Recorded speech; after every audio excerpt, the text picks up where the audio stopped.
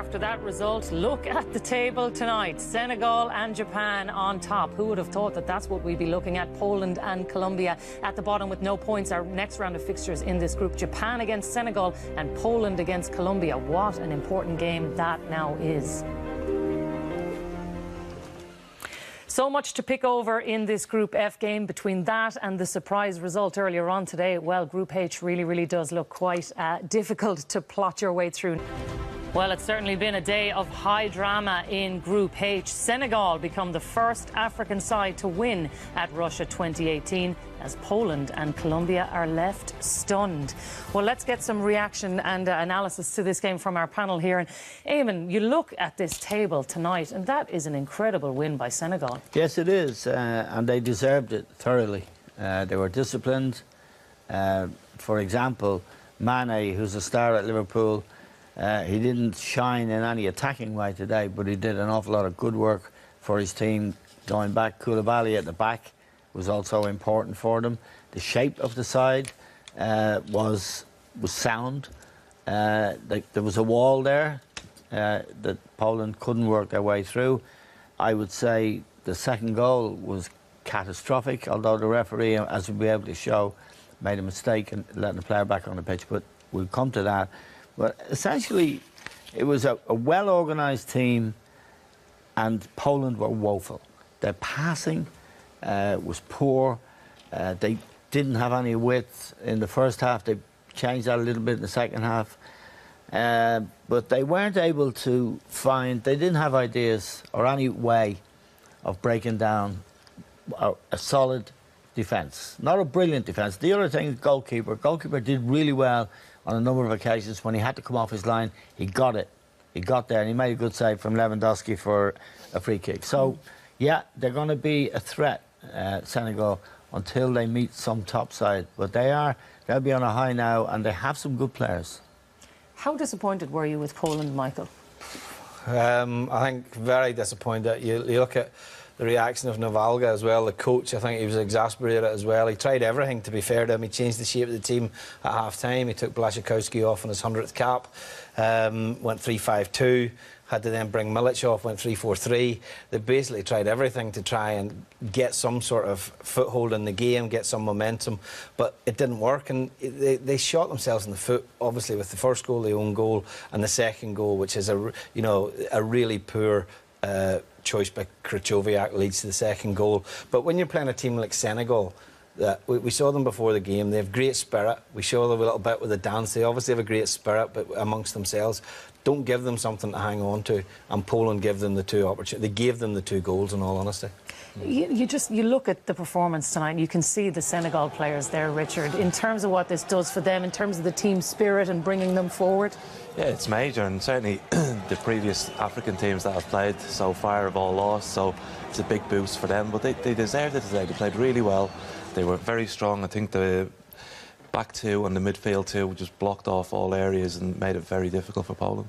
Well, let's look at that second goal that they conceded then, because like for a lot of times Senegal really looked like they could have even ran away with this game, Richard. Yeah, and it was down to errors from Poland mostly. It's a bad ball back by Krychowiak, and then a mix-up completely between the goalkeeper and the centre-half who've just come on. I think if the goalie's going to come that far, he's got to get it right. But you see here, it's a really poor judgment by the referee as well. He's no reading of the game there. He doesn't understand. He needs to wait a little bit longer. But even at that, if Szczesny's coming that far between him and the goalkeeper or the centre half, they have to sort it out. And fair play to Nyang, he makes the most of it. But that goal was the worst of a really bad day for Poland. He really shouldn't have been allowed back on the pitch until the ball went dead.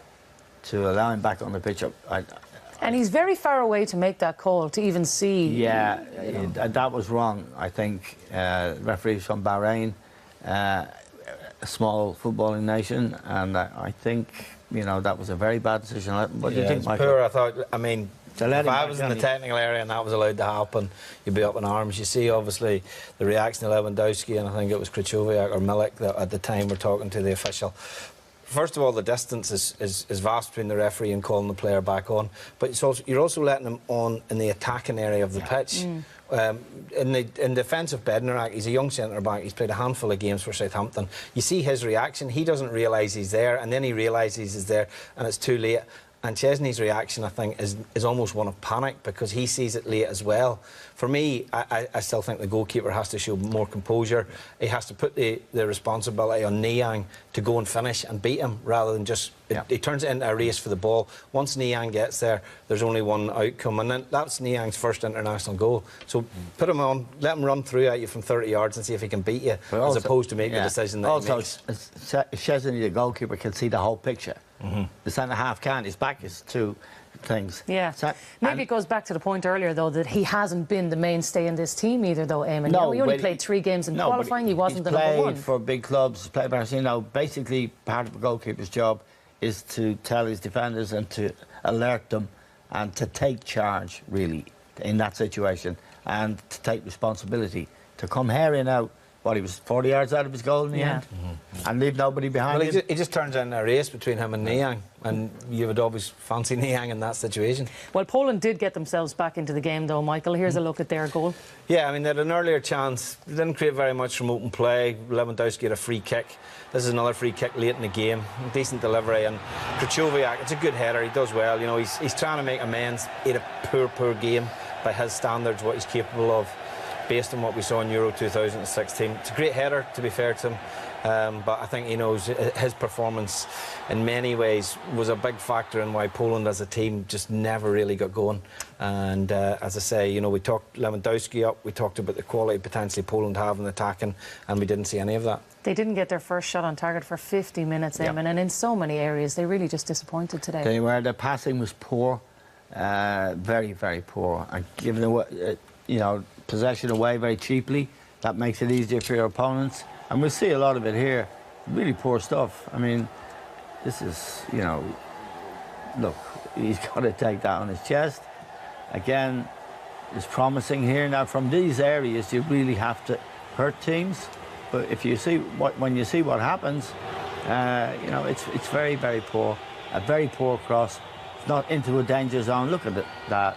And we had a package in the first half that showed about 12. We had to cut it down. Watch this. What's that?